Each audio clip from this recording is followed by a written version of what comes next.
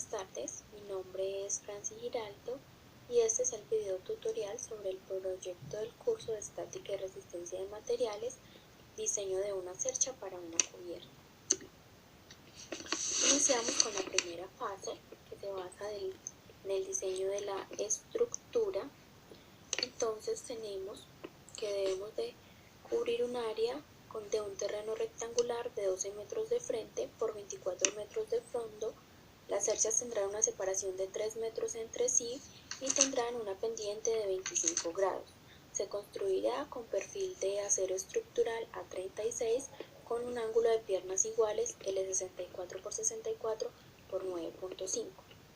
Lo que hacemos inicialmente es dibujar la cercha, en este caso una cercha tipo Pratt, y nombramos los nodos de manera consecutiva con letras mayúsculas de izquierda a derecha y de arriba a abajo, como lo vemos en la figura. Ahora hallamos la longitud de la cuerda inferior. Sabemos que tiene una longitud de 12 metros, nos dice el enunciado, y para hallar el valor de la cuerda superior tomamos el valor de la cuerda inferior y lo dividimos entre el coseno del ángulo, lo cual nos da un valor de 13,240 metros. Para calcular el número de cerchas que vamos a necesitar, tomamos el valor de fondo y lo dividimos entre 3, que es la separación, más 1, eso nos daría un total de 9 cerchas. Y el área de influencia sobre la cercha lo calculamos con el valor de la separación por la longitud de la cuerda superior, lo cual nos da un valor de 39,72 metros cuadrados. Ahora hallamos la longitud de los elementos. Sabemos que en esta parte los elementos AL, LK, KJ, JI y H y HG son los de la cuerda inferior, que tienen una longitud de 2 metros. Para la cuerda superior tomamos el valor total y lo dividimos entre 6, lo cual nos da este valor. Y para el resto de los elementos tenemos en cuenta el ángulo. Por ejemplo, BL, tomaríamos el valor de AL, que ya lo conocemos, y lo multiplicamos por la tangente del ángulo, y así sucesivamente, teniendo en cuenta las funciones de los triángulos, para un total de 43,52 metros. Ahora, teniendo en cuenta que vamos a trabajar con ángulo de piernas iguales con estas dimensiones, tomando de esta fuente, tenemos que el peso por metro sería un valor de 8,7 kilogramos, lo multiplicamos por 2, al ser ángulos enfrentados, eso nos da un valor de 17,4 kilogramos sobre metros. Para saber cuántas tejas y el peso de las tejas que necesitaríamos, nos vamos a esta fuente de tejas de Eternit y consideramos que vamos a necesitar las tejas número 6, las cuales, realizando los cálculos, nos da que necesitamos 27,44 tejas, cada una con un peso de 17,66 kilogramos. Ahora necesitamos saber las correas de celosía que necesitamos. Sabemos que están construidas con una varilla de acero con una densidad de 5 kilogramos. El número de correas para cada pendiente será del número de tejas más 1, es decir, como vamos a usar 4 tejas, son 5 correas de celosía, para un total de 10 correas para las dos pendientes. Serían 30 metros de correa por cercha. Continuamos calculando las cargas vivas y las cargas muertas. Para las cargas vivas tomamos el peso promedio de una persona y lo multiplicamos por el área de influencia y por la gravedad, lo cual nos da 27.277.0974 newton. Para las cargas muertas tomamos en cuenta el peso propio de la cercha, que lo calculamos sumando la longitud de las barras por la densidad lineal del perfil y por la gravedad.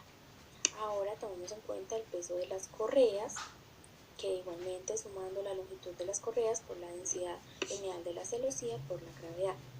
Y el peso de las tejas, que sería el número de tejas por el peso de la teja. También tenemos en cuenta las cargas del viento.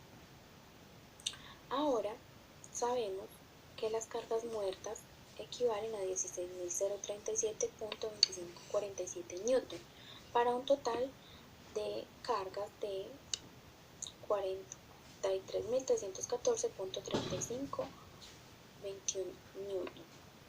Ahora, al distribuir las cargas, tomamos el valor total de la carga y lo dividimos entre el número de nodos menos 1. En este caso tenemos 7 nodos en la cuerda superior, menos 1 serían 6, y eso nos da un total de 7.22 kilonewton para cada nodo interior. Y los exteriores dividimos este valor entre 2, que serían A y G. Pasamos a la segunda fase, que nos pide calcular las fuerzas internas en cada una de las barras de la cercha por el método de los nodos, clasificándolas como de tracción o de compresión o fuerza nula. Entonces, iniciamos con el cálculo de las reacciones.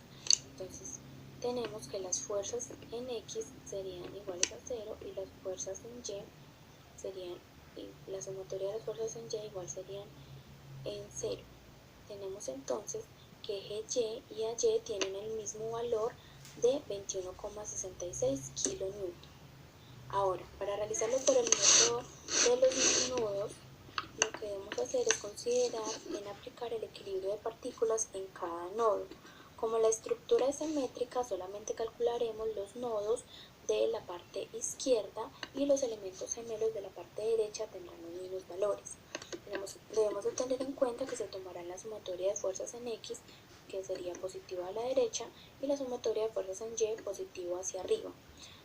Debemos suponer que todos los elementos están en tensión, por eso dibujaremos las fuerzas siempre saliendo de los nodos. Si el valor es negativo, está en compresión, y si es positivo, está en tensión. Entonces, empezamos a calcular el nodo A. Sabemos que sobre él actúan AL y AB. Eso nos daría la sumatoria de estas dos fuerzas por el coseno del ángulo, nos daría igual a 0. Ahora, en Y tenemos que las fuerzas que actúan serían AY, que vale 21,66 kN, más AB por el seno del ángulo, y eso nos daría igual a 0. Lo que hacemos es, como ya conocemos, reemplazando de esta ecuación, sacaríamos el valor de AB, que nos daría menos 42.71 kN en compresión. Y ahora calculamos en la ecuación de X, reemplazando a B, y así obtenemos el valor de AL. En el nodo L, de igual forma, tenemos que en X actúan LK y AL, que nos daría un valor de 0. Como ya conocemos AL, que lo obtuvimos en el nodo anterior, lo reemplazamos y así obtenemos el valor de LK, que es la incógnita en este caso. Y LB, como vemos, nos da un valor de 0, lo cual nos indica que es un elemento de Amare. En el nodo B hacemos lo mismo, calculamos las fuerzas que actúan en X y las fuerzas que actúan en Y.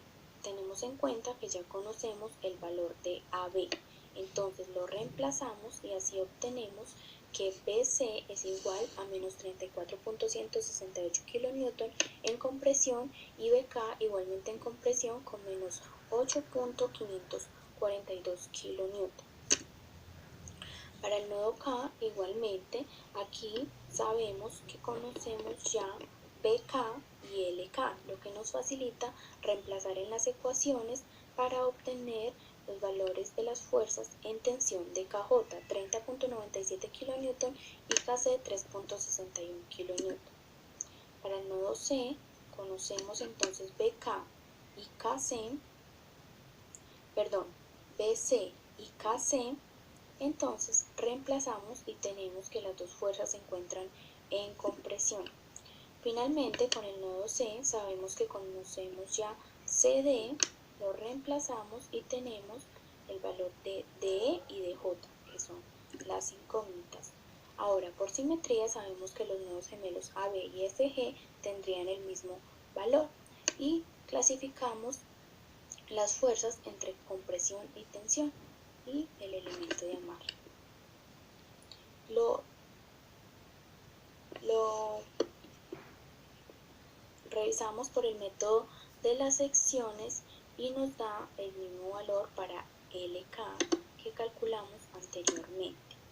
Para la tercera fase, lo que debemos hacer es calcular el factor de seguridad.